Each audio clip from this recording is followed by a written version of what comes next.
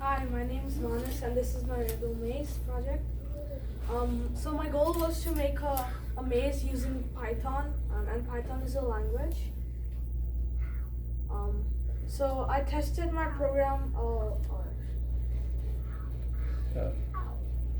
So for my maze, my design was to use like hearts as lives, and whenever you answer the question wrong, you lose a heart. That means you lose a life. And so this code shows that my sprite, which is the fire, which is the enemy. So I made variables for every image so I could import it from the desktop.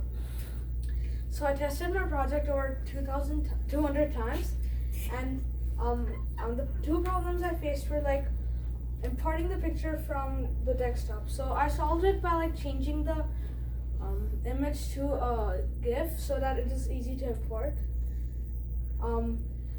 And it was difficult to find the correct position for each sprite because it went in the wrong position.